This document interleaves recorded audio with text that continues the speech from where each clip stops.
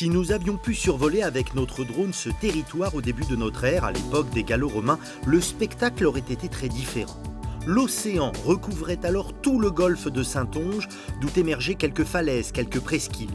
Au fil des siècles, ces zones maritimes vont lentement se combler, donnant naissance à des marais. Des marais, beaucoup de soleil, du vent, des conditions idéales pour produire l'un des biens les plus recherchés à cette époque, le sel. Le destin de la région bascule, la preuve avec Brouage, une magnifique cité fortifiée qui n'aurait jamais existé sans l'explosion à partir du Moyen-Âge du commerce de l'or blanc. Bonjour Léa. Bonjour. Expliquez-nous dans quelles circonstances au milieu du XVIe siècle, Brouage, j'allais dire, va sortir de terre, va en fait sortir de l'eau. Va sortir de l'eau, parce que depuis plusieurs siècles, on faisait déjà le commerce du sel au départ de la tour de Brou, qui est située 15 km derrière nous, au bout du golfe de Saintonge.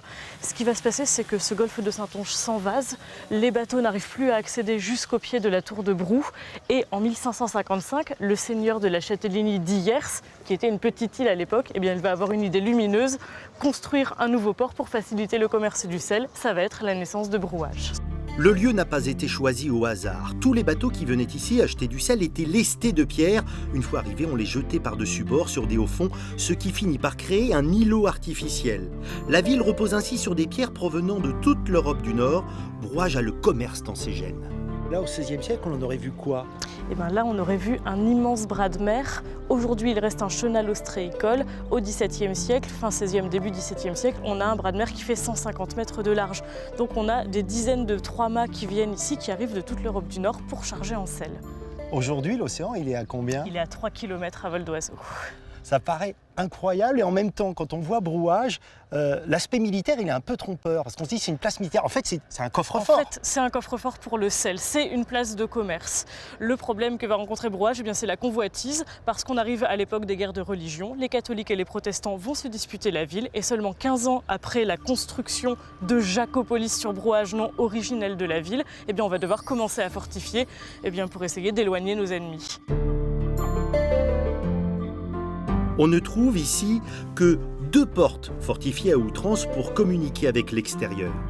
C'est tout le paradoxe de Brouage, une place forte, hermétiquement close par définition, mais aussi un lieu de commerce, de passage, d'échange. D'où la nécessité de créer des accès secrets. Léa nous emmène vers une ouverture dissimulée dans les flancs d'un bastion. Il faut avoir en tête qu'à l'époque, l'eau était au pied des remparts. Qu'est-ce que c'est un passage secret ? Oui, là on va entrer dans un endroit assez peu connu du grand public. Alors on est sous les fortifications, mais c'est quoi exactement cet endroit ? Là, on est dans l'un des 2 ports souterrains de Brouage. Un port souterrain ? Un port souterrain. Alors, en réalité, on est au niveau du sol, mais ce port est creusé à l'intérieur du rempart de la ville. C'est-à-dire que là, on marche où, par exemple ? Là, on marche sur l'ancien quai. Au XVIIe siècle, on aurait eu de l'eau, là, juste autour de nous. Et alors pourquoi un port souterrain ? Alors pour 2 raisons. Tout d'abord, Brouage, c'était une grande place de commerce pour le sel. Donc il fallait descendre les tonneaux de sel par ici. On les chargeait sur de toutes petites chaloupes et les tonneaux allaient ravitailler les gros bateaux qui restaient, eux, accostés sur le havre de Brouage. Faites-nous vivre l'ambiance dans cette ville au XVIe et XVIIe siècle. Alors au début du XVIIe siècle, qui va être la période de plein essor pour la ville, il faut imaginer, Brouage est la concurrente catholique de La Rochelle, la protestante. C'est le premier port européen du commerce du sel. C'est une capitale européenne, donc mondiale presque à ce moment-là. Européenne et mondiale. On a plus de 4000 habitants civils qui vivent à l'intérieur des murs de Brouage. On a bien évidemment une garnison qui oscille entre 500 et 2000 soldats selon les périodes de paix ou les périodes de guerre. Et puis on a des gens qui parlent toutes les langues. On l'appelait la Babel où l'on parle toutes les langues parce qu'on fait du commerce avec les îles britanniques, avec les Pays-Bas. Donc véritablement le hollandais est la 2e langue couramment parlée à Brouage. Alors à Brouage, il faut toujours être attentif, il y a des petites surprises un petit peu partout. Et on retrouve par exemple ici un plan de Brouage du XVIIe siècle. C'est un graffiti. On reconnaît bien les formes de la place forte avec l'architecture bastionnée. Et il y avait des graffitis comme ça partout sur le rempart de Brouage. Grâce à l'exonération des taxes sur le sel, Brouage prospère, devient tellement importante que dès la fin du XVIe siècle, Henri III décide d'en faire une ville royale. Hors de question qu'elle tombe aux mains des Anglais ni à celles des protestants. Quelques décennies plus tard, le gouverneur de Brouage n'est autre que Richelieu lui-même.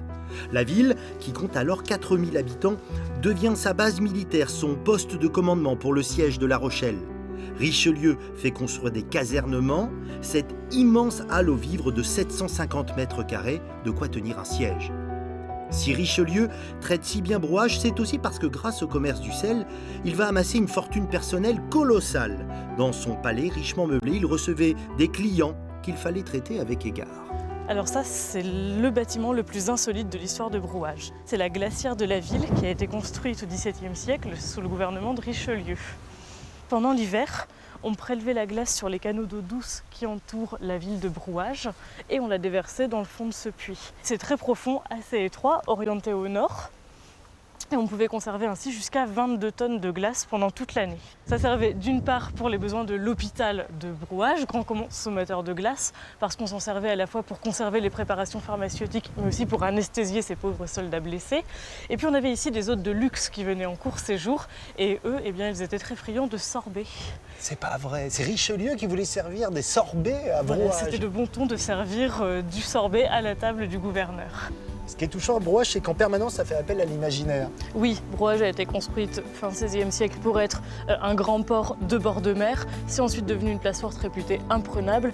Et vraiment, beaucoup de rois, de stratèges sont passés ici. Charles IX était venu, Henri III, Louis XIV viendra, le cardinal de Mazarin également. Vauban, bien sûr, viendra ajouter son grain de sel. Ça a vraiment fait de Brouage l'un des sites phares de la Charente-Maritime. Merci Léa.